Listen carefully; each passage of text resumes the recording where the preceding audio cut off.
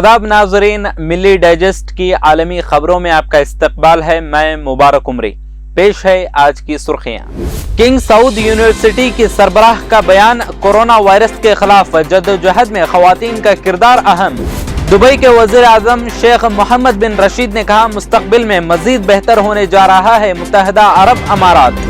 अक़वाम मुत्तहदा की अहम कमेटी ने म्यांमार के फौजी और तालिबान की दरखास्तों पर की अपनी कार्रवाई पोस्टपोन। ईरान का आइटम बम बनाने का ख्वाब पूरा नहीं होने देंगे, इजराइल का बयान। आइंदा बरस दुनिया भर में तकरीबन मजीद 40 मिलियन अफराद को होगी इमदाद की जरूरत। अब खबरें तफसील से। सऊदी अरब की किंग सऊद यूनिवर्सिटी की सरबराह डॉक्टर गदा बिन्त यूसुफ का कहना है कि कोरोना वायरस के खिलाफ जद्दोजहद में खवातीन का किरदार अहम है। 80% हेल्थ वर्कर्स खवातीन हैं। प्रिंस अब्दुर्रहमान अस-सुदैरी कल्चरल सेंटर में हिफाजत के साथ वापसी, चैलेंजेस और आरा के मौजू के तहत मुनाकिदा प्रोग्राम में डॉक्टर गदा बिन्त यूसुफ ने तकरीर की। इस दौरान उन्होंने कोरोना के खिलाफ जद्दोजहद में दुनिया भर में खिदमात अंजाम देने वाली खवातीन की तारीफ की। इस तकरीब की क़ियादत सऊदी शहजादी नौरा बिन्त मोहम्मद अस-सऊद ने की। प्रोग्राम में तालीम, मीडिया और सेहत के शोबों के माहिरीन ने भी अपने ख्यालात पेश किए।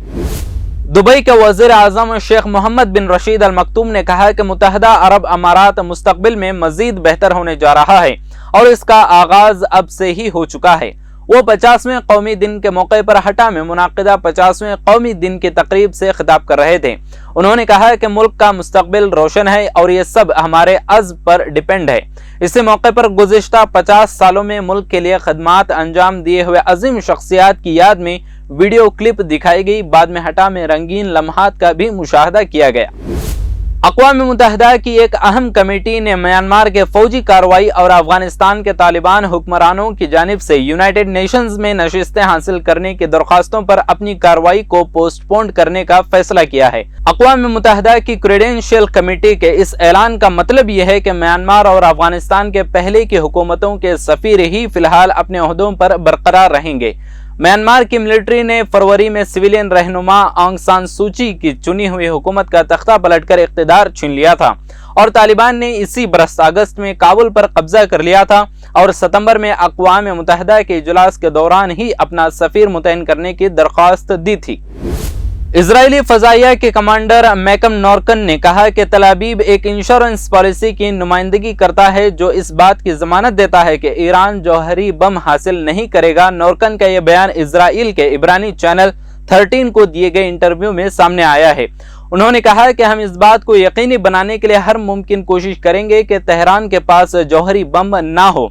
एक बयान में इजरायली अहदेदारान ने कहा कि उनके मुल्क की कोशिश है कि ईरान के साथ एक ताज़ा मुआहिदा किया जाए या फिर ईरान पर वसी पैमाने पर हमले का मंसूबा बनाया जाए।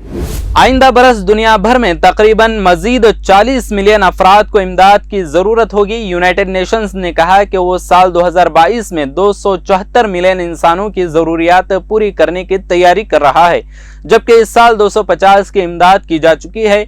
आलमी इदारे की ज़ेली तंजीम ओछा की ताज़ा तरीन रिपोर्ट में कहा गया है कि दुनिया भर में इस वक्त हर 29वें इंसान को इमदाद या तहफ़्फ़ुज़ की ज़रूरत है। इसकी वजूहात में नफरत की सियासत, नकल मकानी की बढ़ती शरह, मौसमियाती तब्दीलियाँ और कोविड के असरात वगैरह शामिल हैं। सबसे ज़्यादा ज़रूरतमंद अफराद अफगानिस्तान, एथोपिया, यमन और म्यांमार से ताल्लुक़ रखते हैं।